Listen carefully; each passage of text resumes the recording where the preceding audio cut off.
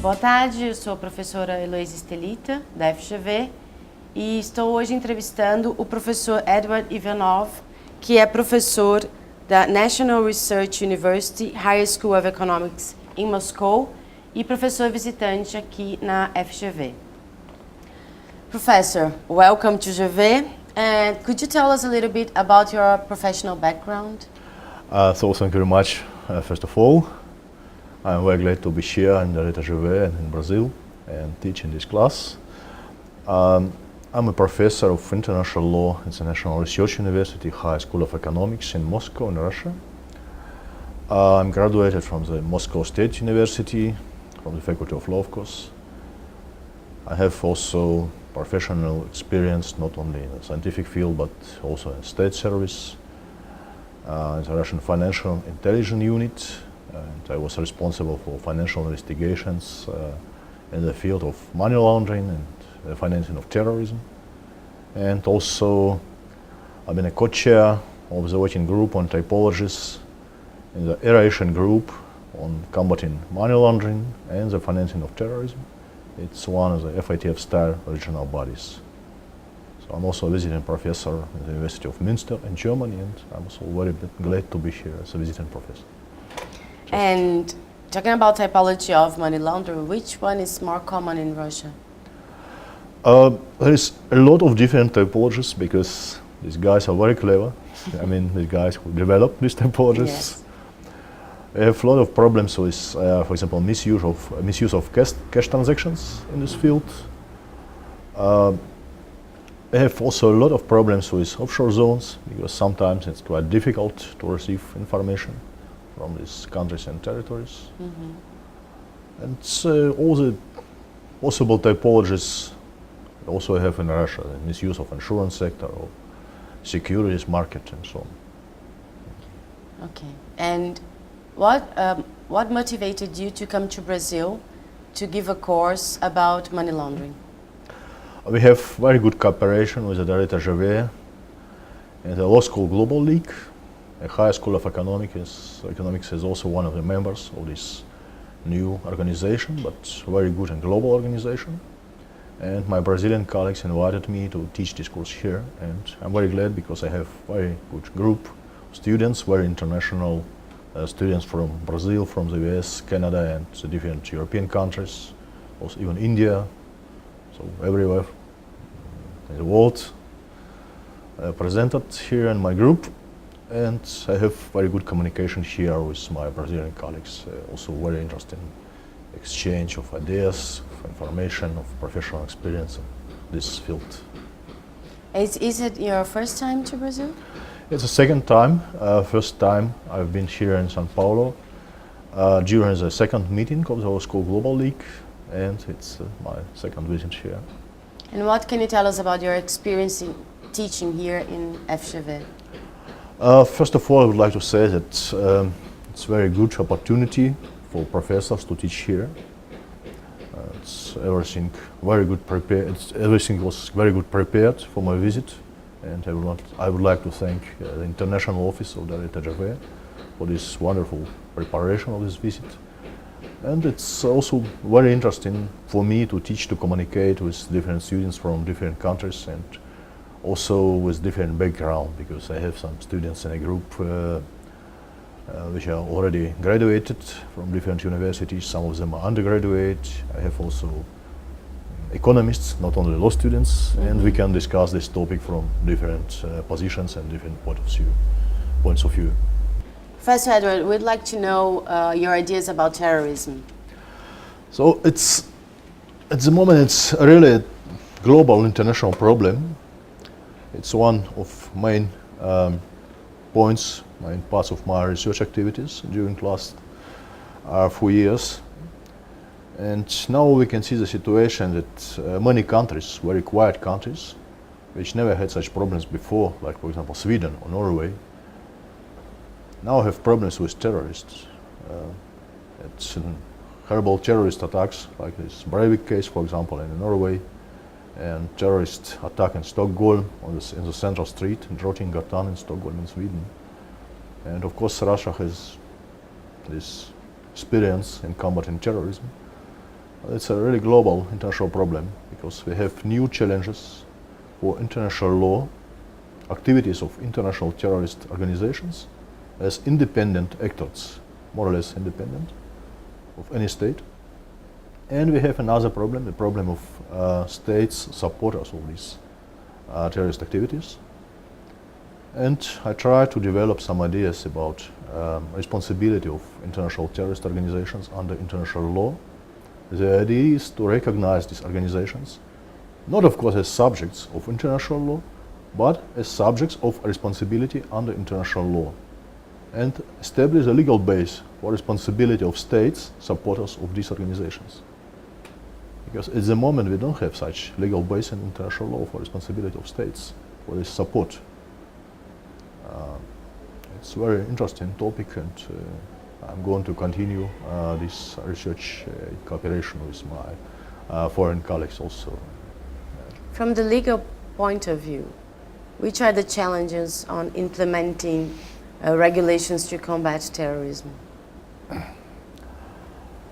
First of all, we cannot develop at the moment a common definition which will be acceptable for all the states. On a personal level, we all understand what does mean terrorism, but all the attempts to develop a new comprehensive convention against international terrorism were unsuccessful because states cannot develop a common definition of an international terrorism. It's a one serious problem. Different points of disagreement in this field. The first one, we should apply military approach or law enforcement approach for purposes of combating terrorism. Second point, if different revolutionary movements should be excluded or should be included in the definition of terrorism. Because if we will analyze different regional conventions, for example, Arab conventions against terrorism, these movements are excluded from the definition of terrorism. I think that in the moment we have already a common position of the United Nations, at least, that it doesn't matter which motivation these terrorists have, important is what they do. Yeah. And if they are going to kill innocent people because of, doesn't matter, revolution or religious or other ideas, political ideas, these persons and groups should be qualified, should be responsible for terrorism, should be qualified as terrorists and should be responsible for terrorism. It doesn't matter which particular motivation they have. And the final point of disagreement, if international humanitarian law should be also applicable for this in this field of combating terrorism. If these groups will be, for example, participate in international or non-international military conflict, if these groups should be also subjects of international humanitarian law, if a member of these groups should be so recognized as combatants. My position, it's not the right approach, and these groups and members of these groups should never be recognized as legal combatants, because the main goal of acting of these groups to act against international law, not in accordance with rules of international law, but against international law. And we shouldn't recognize this as legal combatants, I think. Do you think that the jurisdiction of the International Criminal Court should cover also terrorism? It was a long discussion, but I think that the main problem is not a criminal liability of physical persons, like in this statutes, in the Rome Statute of International Criminal Court. The main problem, I think, is a recognition of particular organizations, terrorist organizations, as international terrorist organizations. Because at the moment, we have in many countries national lists of terrorist organizations, and if we will analyze these lists, they are in many parts completely different, and even different numbers of these terrorist organizations. For example, Hamas is listed in the United States as a terrorist organization, and not listed in Russia as a terrorist organization. And it's not just one example on this field.